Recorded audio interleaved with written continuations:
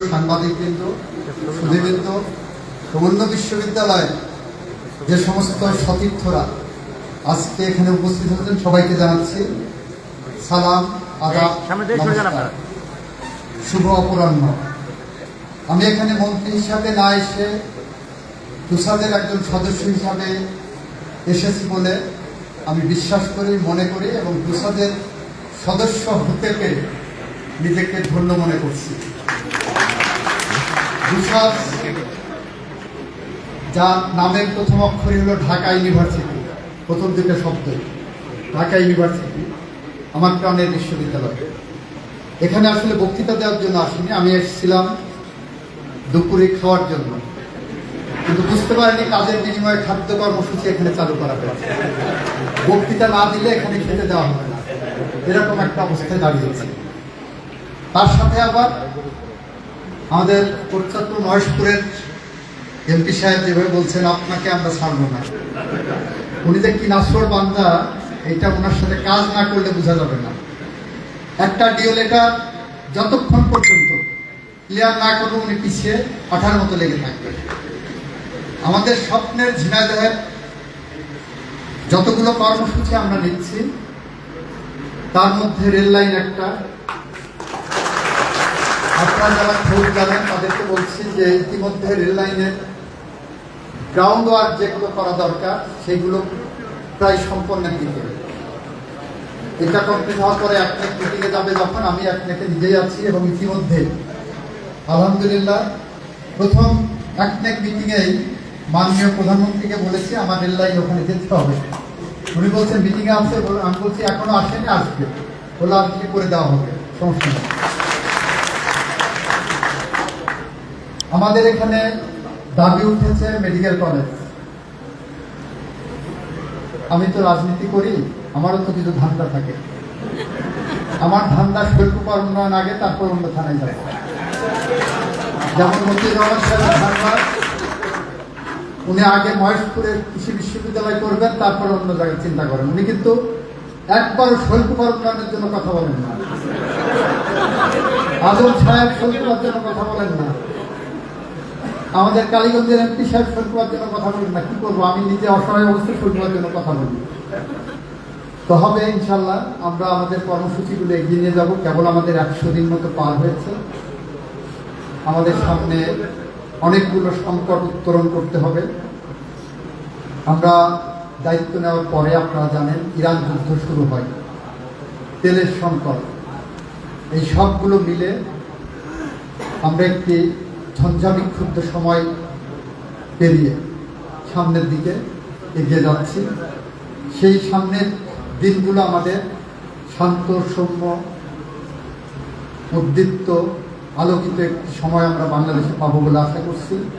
আমাদের অনেকগুলো কর্মসূচির মধ্যে একটি আছে, সারা বাংলাদেশে আমরা সোলার বিদ্যুৎ উৎপাদনের দিকে আমরা মনোযোগী হচ্ছি, যার অংশ হিসাবে ইতিমধ্যেই নির্ধারণ করা হচ্ছে বিভিন্ন জেলায় যে সমস্ত জায়গায় রোডস অ্যান্ড হাইওয়েজ, পানি উন্নয়ন বোর্ড সহ সরকারি জমি পড়ে আছে, অথচ ব্যবহার হয় না, কোনো কাজে ব্যবহার হওয়ার সম্ভাবনাও কম, সেই সমস্ত জায়গাগুলোতে আমরা সোলার প্যানেল স্থাপন করব।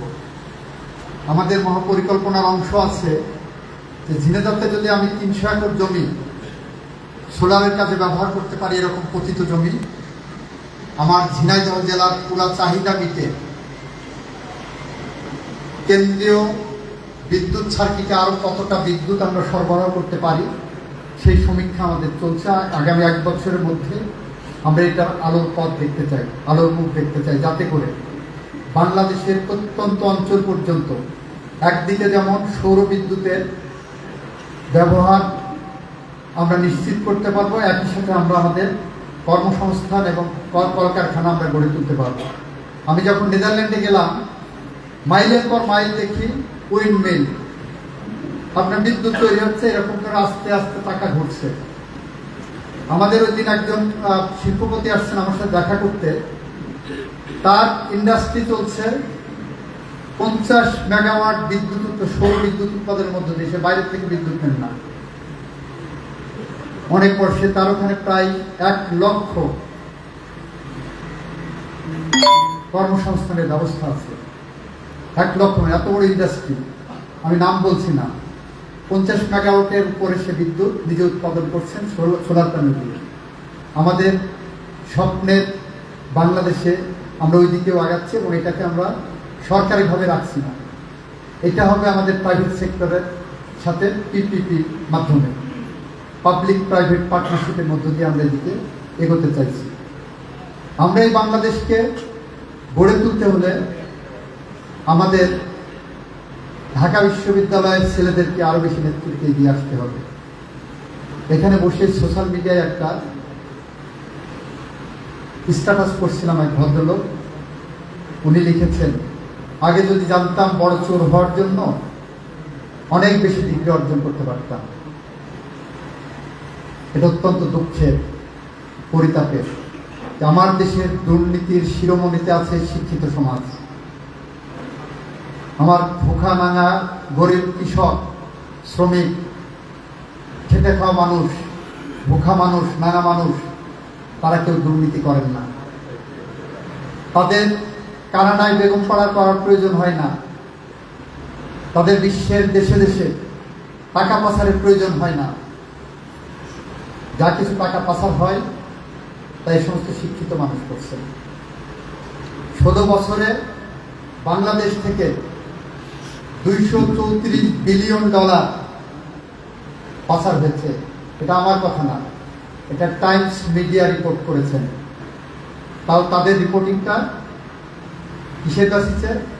ব্যাংকিং ট্রানজ্যাকশন, ওই সমস্ত দেশের ব্যাংকিং ট্রানজ্যাকশনের বাসিছে। এর বাইরেও আরো কত টাকা পাচার হয়েছে, ইউ হ্যাভ নো আইডিয়া। আমার দেশকে ফাঁকা করে দিয়ে দেওয়া হয়েছে, আমার দেশের অর্থনীতিকে মেরুদণ্ডহীন করে দিয়ে দেওয়া হয়েছে, আমার দেশের কর্মসংস্থানের দ্বার রুদ্ধ করা হয়েছে, আমার দেশের সার্টিফিকেট তৈরি হচ্ছে। আমি যখন প্র্যাকটিস করতাম, সুপ্রিম কোর্টে 11,500-এর উপরে বর্তমানে লয়ার। যদি বলা হতো 100 জন ভালো লয়ারের নাম দেন যারা মামলা কন্ডাক্ট করতে পারেন বা ভালো ড্রাফটিং করতে পারেন, আমরা খুঁজে পাচ্ছি না। এটা আমাদের দণ্ডদশা।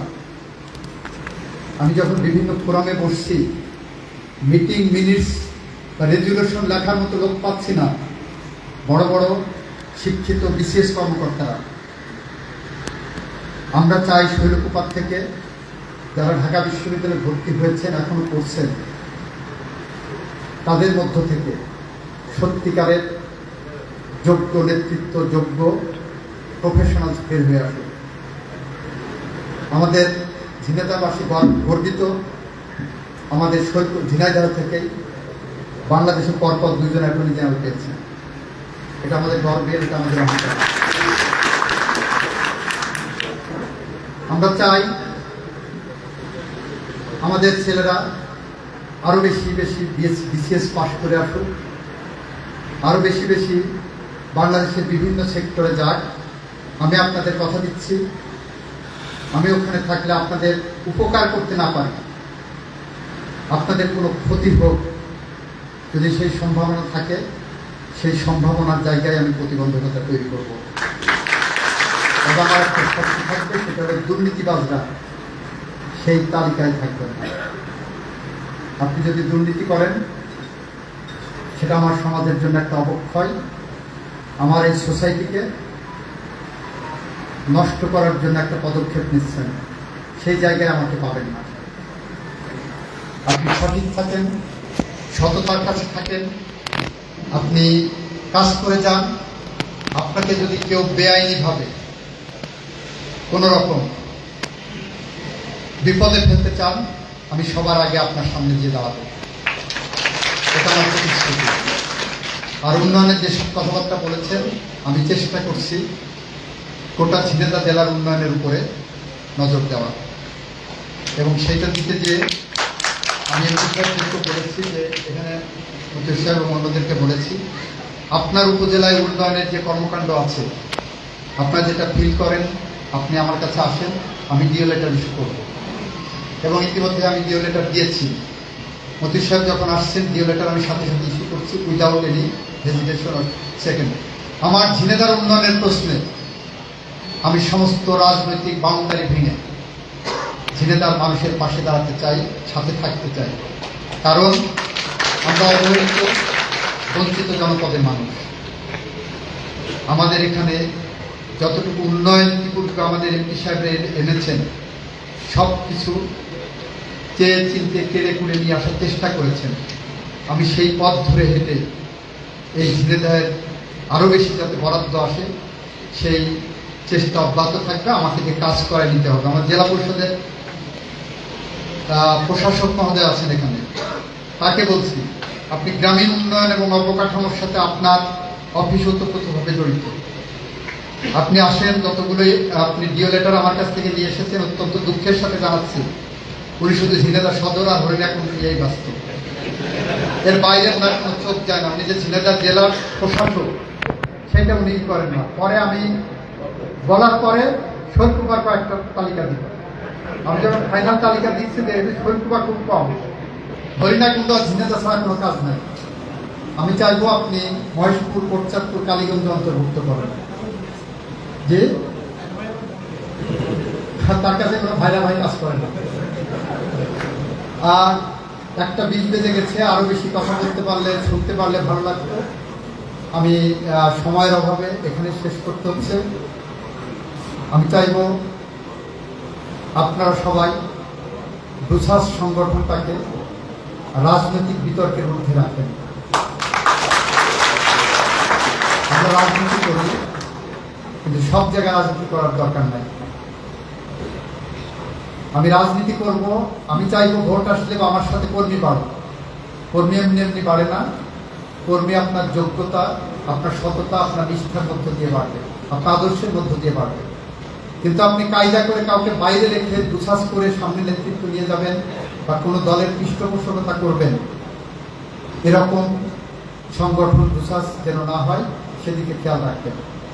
আমার সাথে যখন দাওয়াত দিতে যান আমি বলেছি 3 জন সংসদ সদস্য আছেন, তারা ঢাকা বিশ্ববিদ্যালয়ের হোক না হোক তারাই জনপদের মানুষের নির্বাচিত প্রতিনিধি, তাদেরকে আপনাদেরকে দাওয়াত করতে হবে।